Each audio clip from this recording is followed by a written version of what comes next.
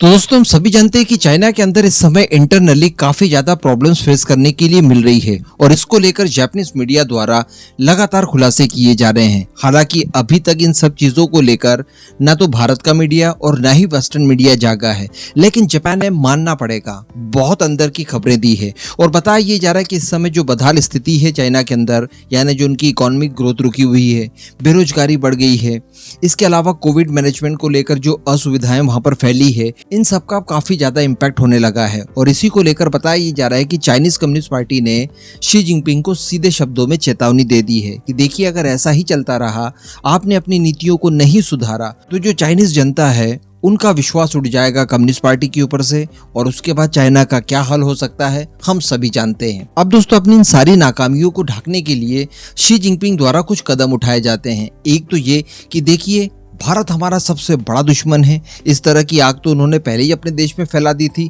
अब देखिए, हम लोग G20 में नहीं जा रहे हैं, उसे स्किप कर रहे हैं। तो एक तरह से शी जिनपिंग ने अपने लोगों का ध्यान भटकाने के लिए ये कदम उठाया, हम सभी जानते हैं। इसके अतिरिक्त दोस्तों, एक और नई चीज निकलकर सामने आई थी और पिछले सप्ताह की बात है जब चाइना द्वारा अपना एक स्टैंडर्ड मैप जारी किया गया था, जिसमें लगभग सभी पड़ोसियों को परेशान कर देने वाला नक्शा इन लोगों ने जारी किया, जिसमें भारत की टेरिटरीज हो, जापानीज हो, रशियन हो या फिर फिलीपींस, वियतनाम, साउथ चाइना सी या फिर आप ताइवान को ले लीजिए, इन सभी देशों की महत्वपूर्ण जगहों के ऊपर अपना क्लेम कर दिया। और ये सारा जो मूव चला गया चाइना की तरफ से, ये डेफिनेटली अपनी जनता का ध्यान भटकाने के लिए ही किया गया था। लेकिन दोस्तों, इसका बुरा इम्पैक्ट पड़ा। भारत की तरफ से तो कड़ा विरोध किया ही गया, ताइवान ने किया, लेकिन आसपास के बाकी सारे देशों ने भी मुकरता से बहुत तगड़े तरीके से इनका विरोध किया। एक के बाद एक कई सारे देश सामने निकल कर आए, फिर वियतनाम हो, फिलीपींस हो, इसके अलावा नेपाल हो या फिर इंडोनेशिया वगैरह हो, इन सभी ने बारी बारी चाइना का विरोध किया। लेकिन अब जो खबरें निकल कर आ रही है वो काफी ज्यादा महत्वपूर्ण है, क्योंकि इन सभी देशों के साथ साथ जापान और रशिया द्वारा भी चाइना के खिलाफ विरोध दर्ज करवा दिया गया है। जी हाँ, तो चलिए आगे जानते हैं कि जापान और रशिया का क्या रोल था और इनकी तरफ से क्या प्रतिक्रियाएं आई है। आप बस खंडवा डिफेंस फैक्ट को सब्सक्राइब जरूर कर लीजिएगा। तो दोस्तों, बताया जा रहा है कि जापान द्वारा पूरी तरह से चाइना के नए नक्शे को खारिज कर दिया है और इसे तत्काल बदलने के लिए कहा गया है। और इसके अलावा जापान ने अपने डिप्लोमेटिक पैनल्स के जरिए चाइना के सामने इसका विरोध भी दर्ज किया है। दरअसल इस विवादित नक्शे की बात की जाए तो इसमें साउथ जापान के ओकिनावा प्रोविंस में आने वाले सेनकाकू आइलैंड्स को चीन ने अपना दिखाया है। तो इसका विरोध करते हुए जापान ने कहा कि ये मानचित्र पूरी तरह से एक तरफा है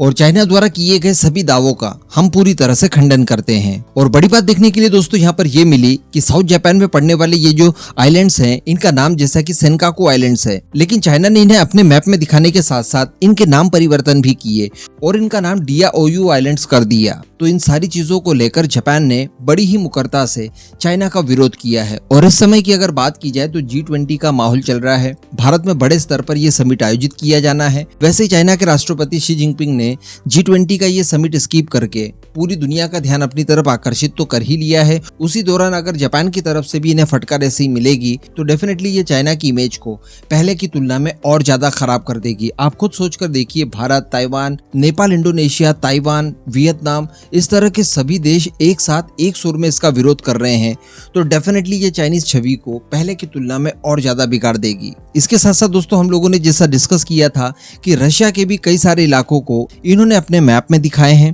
तो इसको लेकर अब रशिया की तरफ से भी चुप्पी तोड़ दी गई है। जी हाँ, और रशिया ने भी चाइना के इन सभी दावों को खारिज कर दिया है। जैसा कि मैंने आपको लास्ट वीडियो में भी बताया था कि 1969 से ही चाइना और रशिया के बीच में उसूरी रिवर के किनारे और अमूर नदी के किनारे कई सारे आइलैंड्स को लेकर डिस्प्यूट था, जिसको लेकर इन दोनों देशों के बीच में युद्ध भी हुआ और एक लंबे समय तक इनका कॉन्फ्लिक्ट चलते रहा। लेकिन वर्ष 2004-05 में फाइनली कुछ आइलैंड्स को रशिया की तरफ से चाइना को दे दिए गए और ये सीमा विवाद हमेशा के लिए निपटा लिया गया। लेकिन इसके बावजूद कुछ रशियन आइलैंड्स के ऊपर अपना जब इन्होंने दावा ठोका तो इसको पूरी तरह से खारिज कर दिया है रशिया की तरफ से और कह दिया गया है कि ये जो 2005 में समझौता हुआ था चाइना और रशिया के बीच में, ये उसका उल्लंघन है।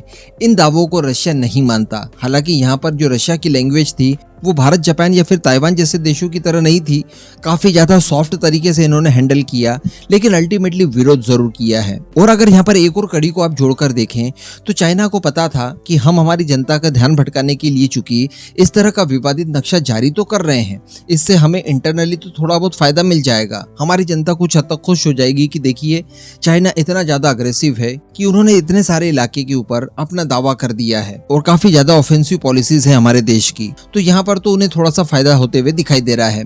लेकिन दोस्तों चाइना को पता था कि इतने सारे देशों को एक साथ उंगली करना काफी ज्यादा घातक हो सकता है और इसका विरोध इन्हें फेस करना पड़ेगा, और वो भी G20 के समय पर। इसी वजह से दोस्तों जब इनका विरोध होना शुरू हुआ, अलग अलग सभी देशों ने जब इनका विरोध शुरू किया, तो चाइना की तरफ से एक ऑफिशियल बयान भी आया था इसी मैप को लेकर, और उनकी तरफ से कहा गया था कि देखिए इतना ज्यादा व्याकुल होने की जरूरत नहीं है, ज्यादा प्रतिक्रिया देने की जरूरत नहीं है, यहाँ पर सीधे सीधे चाइना की संप्रभुता का आप लोग सम्मान करिए। तो एक तरह से वो लोग यही कहना चाह रहे थे कि देखिए यार ये तो नक्शा है, कौन सा हमने आपकी जमीन पर आकर एक्चुअली अपने झंडे वंडे गाड़ दिए हैं, नक्शा तो कम से कम बना लेने दीजिए। तो इस तरह का बयान देकर चाइना ने कहीं ना कहीं उन देशों को शांत करने की कोशिश की, एक आश्वासन देने की कोशिश की जिनकी जमीनें इन्होंने अपने नक्शे में दिखाई है। लेकिन भांडाफोड़ इनका चूंकि हो चुका है और एक के बाद एक सभी देश इनका तगड़े तरीके से विरोध कर रहे हैं, जिसमें रशिया और नेपाल जैसे देशों का भी नाम शामिल हो गया है, जो कि बताया जाता था कि आजकल इनके अंगूठे के नीचे रह रहे हैं। इस पूरे मुद्दे पर अब आपका जो भी मानना हो नीचे कमेंट करके जरूर बताइएगा।